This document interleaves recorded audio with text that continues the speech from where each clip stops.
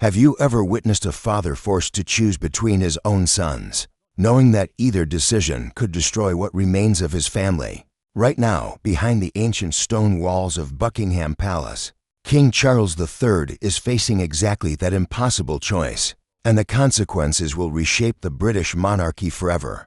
According to sources close to the palace, the ailing monarch has secretly arranged what insiders are calling the reconciliation meeting of the century at Balmoral Castle this coming summer. But there's one massive problem that nobody saw coming. Prince William, the future king and Charles's eldest son, has reportedly drawn a hard line in the Scottish sand, making it crystal clear that if his father chooses Prince Harry and Meghan Markle over his wishes, there will be irreversible consequences. This isn't just another royal family squabble. This is a full-blown crisis that threatens to tear apart the very fabric of the crown itself. And what we've uncovered about the secret meetings, the financial battles, and the ultimatums being delivered will absolutely shock you. Welcome back to Royals Truth Network, where we don't just report the headlines. We dig deep into the stories that the mainstream media won't touch. I'm so glad you're here today, because what we're about to reveal represents months of investigation, countless conversations with royal insiders, and access to information that, frankly, the palace would prefer you never knew about. If you're not already subscribed, please hit that subscribe button right now and ring the notification bell, because we're bringing you exclusive royal investigations like this every single week. And trust me, you won't want to miss what's coming next. Today's story goes far beyond simple family drama. We're talking about a reigning monarch whose health is deteriorating faster than the public realizes, desperately trying to heal the wounds between his sons before it's too late, while simultaneously fighting against powerful forces within his own family who want to keep Harry and Meghan exiled permanently. The stakes couldn't be higher. We're going to walk through exactly what's happening behind closed doors, who's really pulling the strings, what the secret Balmoral meeting entails, and why Prince William is willing to risk everything to stop his father from welcoming his brother back into the royal fold. So settle in, because this investigation is comprehensive, it's explosive, and it's going to change everything you thought you knew about the current state of the British royal family. Let's start with the catalyst for all of this: King Charles's health. Now, the palace has been carefully managing the public narrative, releasing measured statements about the king's cancer diagnosis and subsequent treatment. But sources speaking to the Times and the Telegraph paint a far more concerning picture. Multiple royal insiders have allegedly told reporters that Charles's condition has deteriorated more significantly than official statements suggest, and this reality has fundamentally changed his priorities. According to reports, the 75-year-old monarch has become acutely aware of his own mortality in recent months, and this awareness has sparked what sources describe as an urgent and emotional desire to reconcile with Prince Harry before it's too late. One palace staff member, speaking on condition of anonymity to Page 6, reportedly said that Charles has been obsessively watching old family videos, particularly footage of Harry as a young boy and during happier times.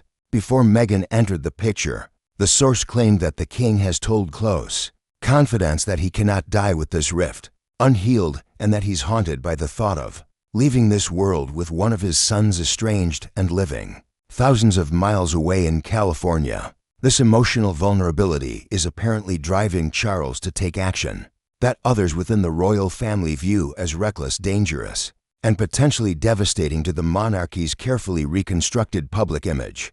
Here's where things get really interesting. According to multiple sources who spoke to The Sun and Daily Mail, King Charles has been quietly planning what insiders are calling Operation Reunion, a secret initiative to bring Harry back to Scotland for an extended private stay at Balmoral Castle this summer, specifically during August 2026.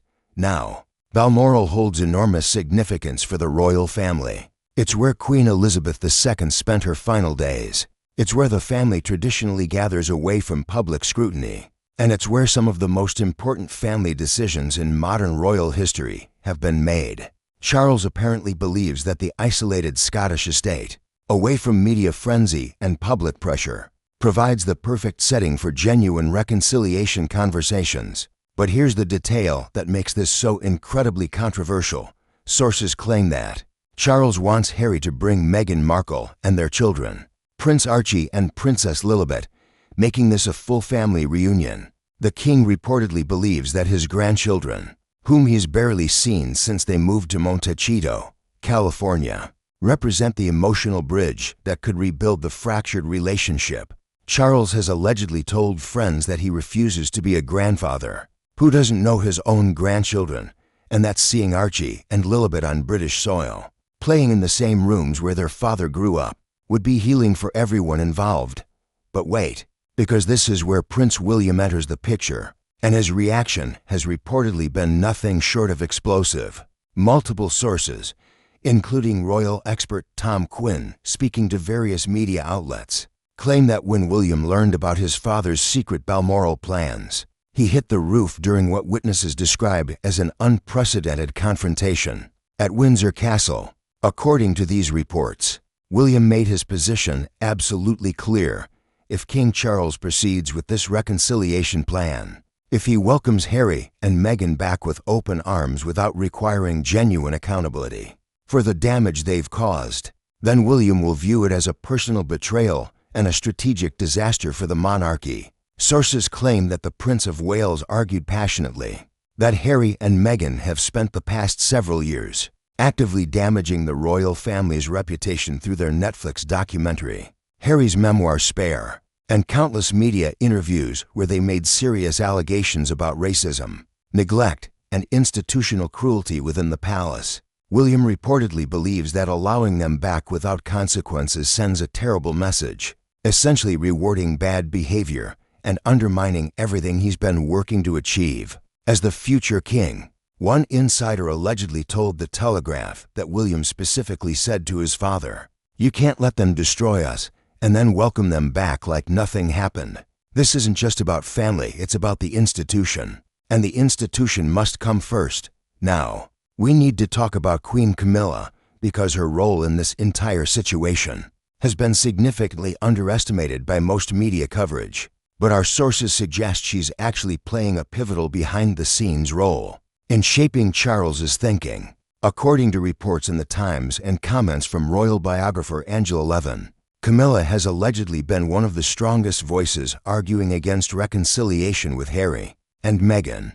Why? Well, sources claim that Camilla took Harry's comments about her in his memoir extremely personally. In Spare, Harry described his father's wife in less than flattering terms and suggested that she had carefully cultivated relationships with the British press, essentially using media manipulation to improve her own image at the expense of other family members. Camilla reportedly views these accusations as not just personally hurtful, but professionally damaging, and she's allegedly made it clear to Charles that bringing Harry and Meghan back into the fold would represent a tacit endorsement of their narrative, which includes serious criticisms of her. Multiple sources suggest that Camilla has been working quietly alongside Prince William, forming what one insider called an informal alliance to present King Charles with a united front opposing reconciliation. The Queen reportedly told the king, according to sources speaking to Daily Mail,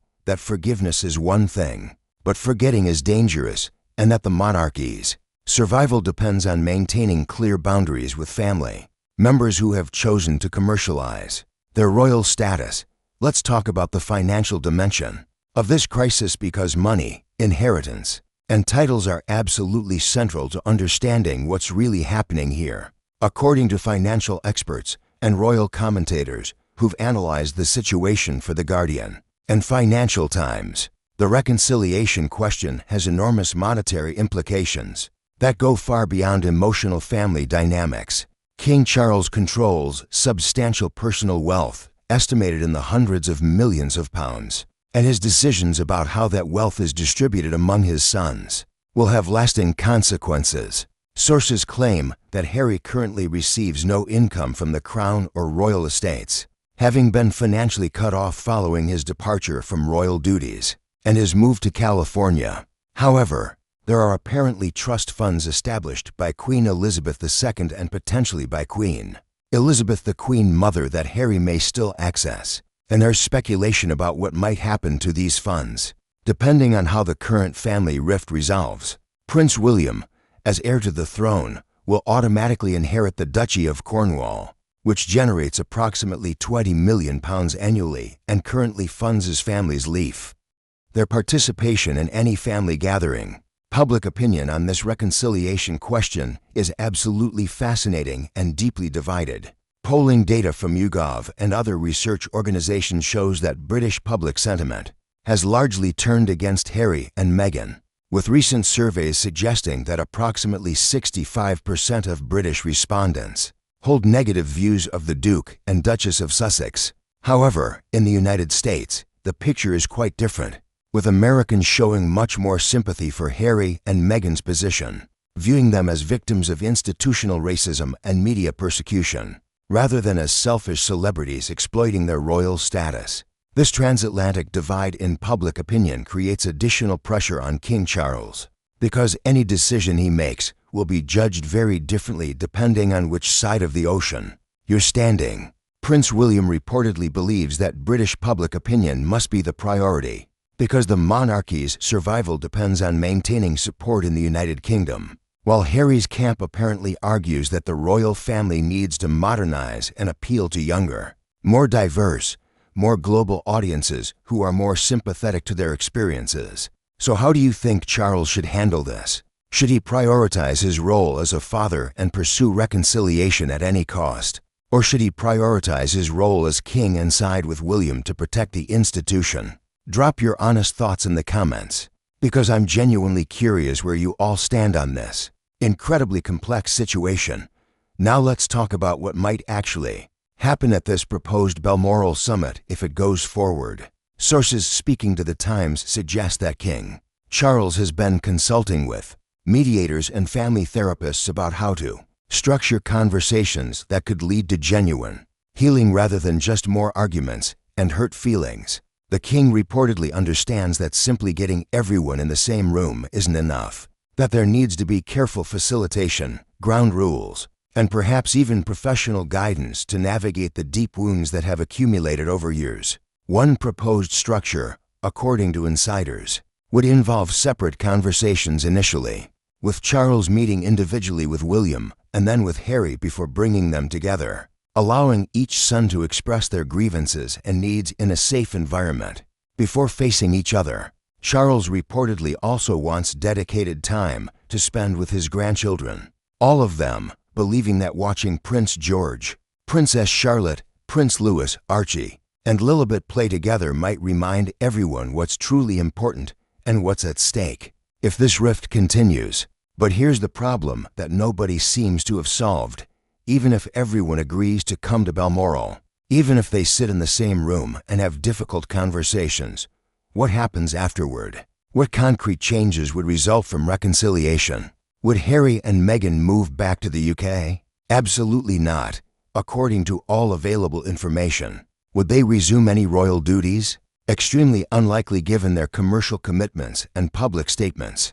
Would they simply agree to stop criticizing the family publicly? Maybe. But sources suggest that Netflix and other media partners are reportedly pressuring them for more content, creating financial incentives that conflict with family harmony. The security situation adds another massive complication that we cannot overlook. Prince Harry has been engaged in a lengthy legal battle with the British Home Office over security arrangements during UK visits, arguing that he and his family face genuine safety threats and require police protection that the government has refused to provide after he stepped back from royal duties. According to court documents and reporting from BBC News and The Guardian, Harry has offered to personally pay for police security, but has been told that such arrangements aren't possible under current protocols. The security concern is reportedly one of Meghan's primary hesitations about any extended UK visit. Sources close to the Duchess claim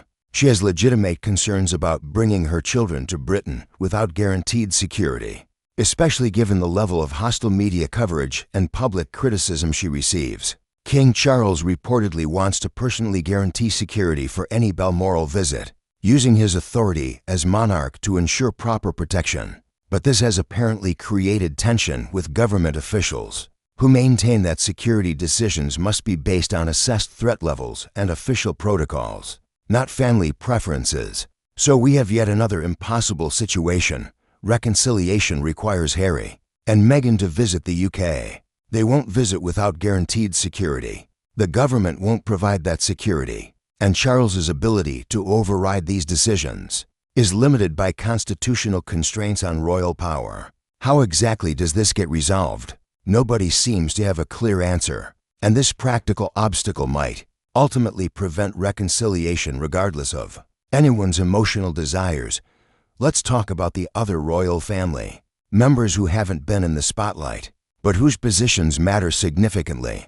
Princess Anne, the king's sister and one of the hardest-working royals, has reportedly made her views clear in private conversations. Sources who spoke to The Telegraph claim that Anne has little patience for what she apparently views as Harry's selfishness and has told family members that duty comes before personal happiness and that Harry made his choice when he prioritized his marriage over his responsibilities. Princess Anne reportedly believes that any reconciliation that doesn't include Harry resuming some level of royal duties is pointless, because it doesn't address the fundamental problem. The monarchy needs working royals, and Harry has abandoned that role while still expecting to maintain family intimacy and financial support. Prince Edward and Sophie, Duchess of Edinburgh, have reportedly taken a more sympathetic stance, with sources suggesting they believe that family healing is possible and important, though they've apparently stayed carefully neutral in public to avoid being drawn into the conflict. The position of these extended family members matters, because King Charles reportedly values their counsel, and their collective advice could influence his ultimate decision about how to proceed with Harry, and whether the Balmoral summit happens at all. The Netflix factor cannot be ignored when analyzing this situation. Harry and Meghan signed a reported multi-year deal worth potentially $100 million with the streaming giant, and that deal has already produced their controversial documentary series, and apparently includes commitments for additional content. Royal experts speaking to The Hollywood Reporter and Variety have suggested that this commercial arrangement creates profound conflicts of interest that make genuine family reconciliation extremely difficult. Think about it. Netflix presumably wants more royal content, more insider stories, more revelations that drive subscriber numbers. Meanwhile, reconciliation would require Harry and Meghan to stop sharing private family information publicly. These interests are fundamentally opposed. Sources claim that Prince William has specifically raised this issue with his father, allegedly asking King Charles, "How can you trust them when they're literally being paid to reveal family secrets? What happens when they turn the Balmoral summit into content for their next documentary?" These are legitimately difficult questions that apparently haven't been adequately answered. Harry and Meghan's representatives have stated publicly that they maintain editorial control over their projects, and that they're not simply selling out the family. But the perception problem remains enormous, and perception matters tremendously when you're trying to rebuild trust that's been shattered. Here's a scenario that sources say terrifies Prince William. Imagine King Charles proceeds with reconciliation, welcomes Harry and Meghan back into limited royal roles, perhaps giving them some ceremonial duties and access to family events, essentially attempting a compromise solution.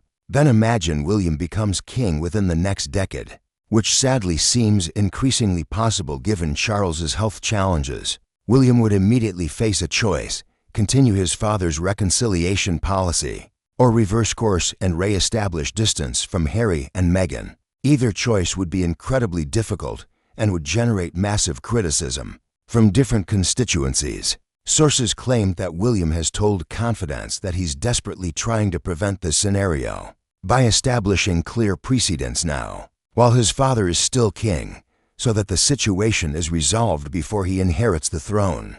This forward-thinking strategic consideration apparently drives much of William's fierce opposition to reconciliation. He's not just thinking about today's family dynamics. He's thinking about the monarchy's long-term stability and his own future reign. And he reportedly believes that clear consequences for Harry's actions now will prevent similar crises in the future when his own children are adults. And now, the moment you've been waiting for. The absolutely shocking development that our sources revealed just days ago. According to multiple insiders who spoke to The Sun and Page 6, King Charles has apparently made a decision, at least privately, about how to proceed. Sources claim that despite Prince William's fierce opposition, despite the practical obstacles, despite all the complications we've discussed, Charles intends to move forward with Operation Reunion and has allegedly already sent private correspondence to Harry in California, extending